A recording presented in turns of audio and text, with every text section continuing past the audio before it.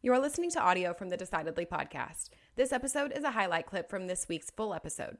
To listen in on the complete conversation, see the show notes for the link to the complete show. You can help us out by leaving us a 5-star review wherever you listen to podcasts. We appreciate every bit of your support.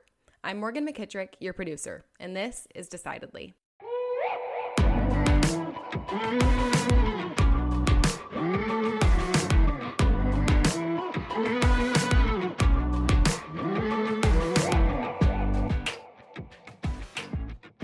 There were reports of an active shooter.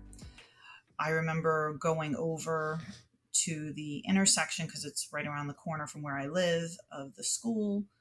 And I remember hearing, 2 were killed, 7. And then once we went beyond 7, I remember thinking, oh my goodness, we're one of those communities now. And when I mean one of those communities, I was thinking Sandy Hook, Newtown. I was thinking Columbine, and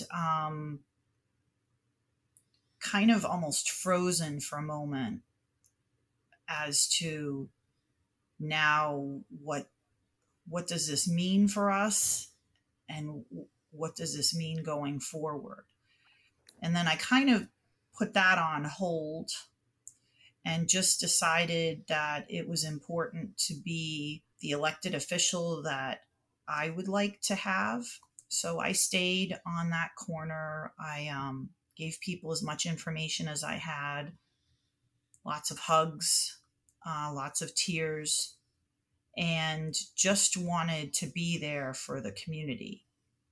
I had also thought at that time that we so often talk about the killer. Yeah. And I didn't want to talk about the killer or the act itself. I wanted to talk in those first 12, 24, 48 hours about our community and how special our community is, how strong our community is, so that my friends, my neighbors, residents of Parkland would know that we would pull through this somehow, just by virtue of us being who we are, the type of community that, steps up for each other, and which we do.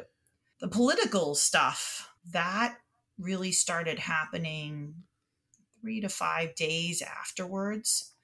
But I was incredibly fortunate so our shooting happened on a Wednesday afternoon, and on a Friday morning at like 4:30 in the morning, I was scheduled to do an interview.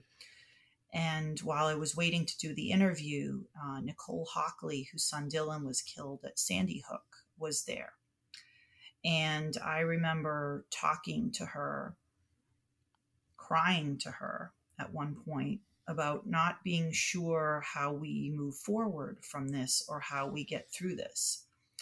And I had a lot of questions for her. I expressed some of my concerns to her.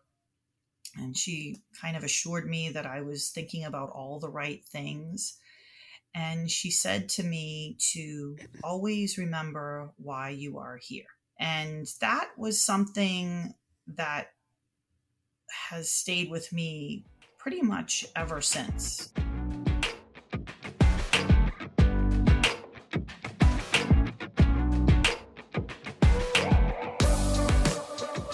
All I could do is gather as much information as possible, listen to as much as what people were experiencing, and then go advocating to the school district, advocating up in Tallahassee.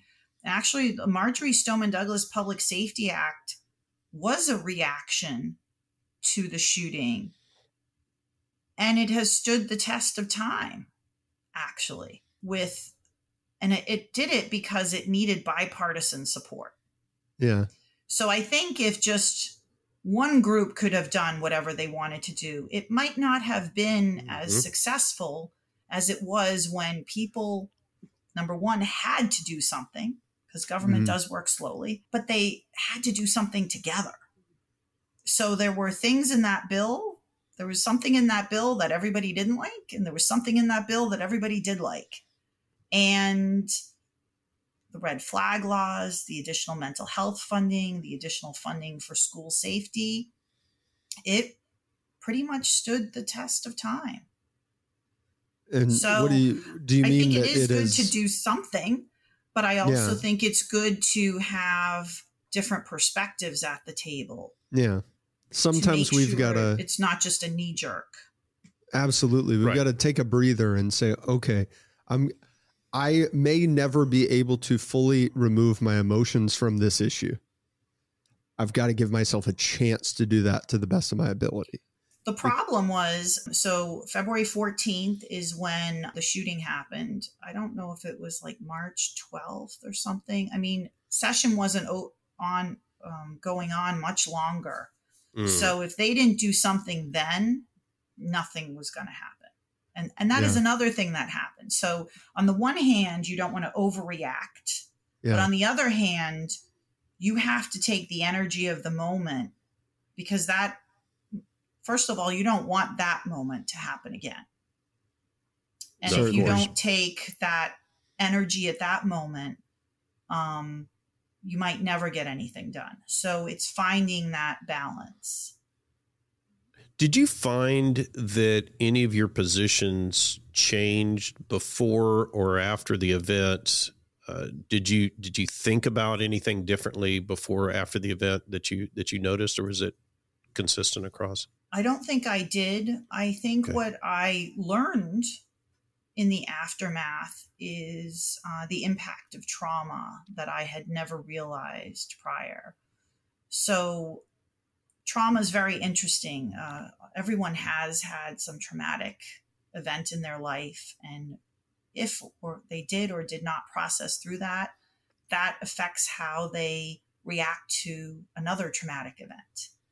So it's like you have a trauma capsule, every one of us, of all the traumatic events we've had and whether we process through them or not, so that all of us can experience the same mass event, like the shooting, but it will affect each one of us individually. And when you have kind of a group that say, well, why is this one handling it this way? They should be handling it that way. A lot of the role I played in the aftermath was, some people are going to protest. Some people are going to stay home. Some people are going to, we're all going to have our different way of processing through this. And all those ways, as long as they're not hurting someone else, are okay.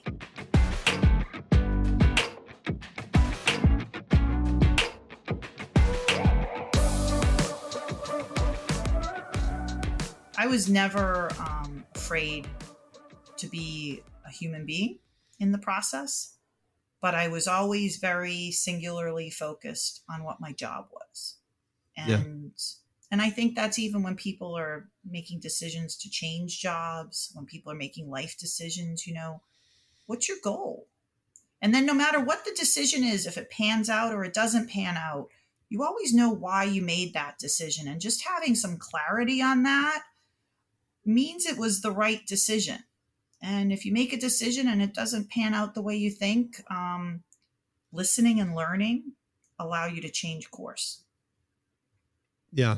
Hearing your perspective, I think, will be really helpful for people to know what it looks like and it sounds like to make decisions with a clear North Star, with a clear vision. That can help us cut through so much of the gray area. Say, you know what? I know what I'm guided by. I don't necessarily know immediately right now what the best course of action is, but I bet if I keep my eyes focused on what I'm aiming at, I can find it along the way. Yeah. And if you have the purpose and then you actually show up and you listen,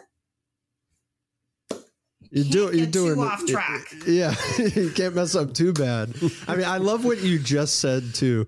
You said knowing why you made the decision. Like the amount of important decisions that people make, and I see it all the time with money, people make very important, very long-lasting choices.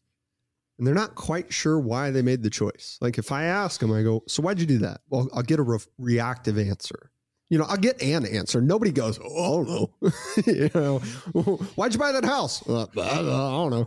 Everyone knows, but they don't really actually know the reason. They think they know the reason, right. And I think you had a lot of opportunities to do that, to react emotionally, or, guided by maybe a personal value that's not necessarily in alignment with the values necessary to do the job, or whatever. You had so many opportunities to really step in it and say, I'm going to do this. And you said, I need to know how, and I need to know why I'm making the decision before I know what decision to make. And if people can do that, if we can all do better at that, if I can do better at that, we're going to make better choices.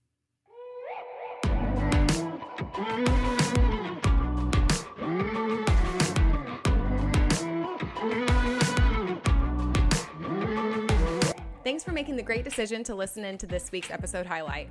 If you want more of what you just heard, see the show notes for the full episode. As always, for the latest decision-making tips, find us on decidedlypodcast.com or on Instagram @decidedlypodcast. And be sure to sign up for our weekly newsletter from the link in the show notes.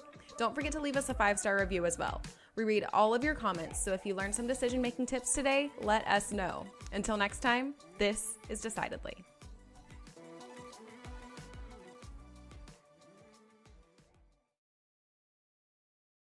Insights, advice, and comments provided by Sean Smith, Sanger Smith, and speakers identified as part of the Decidedly podcast should not be considered recommendations. Speakers not identified as members of Decidedly are expressing their opinion, and their statements should not be construed as reflecting the views of the Decidedly team. This podcast is produced solely for informational purposes, not personalized advice.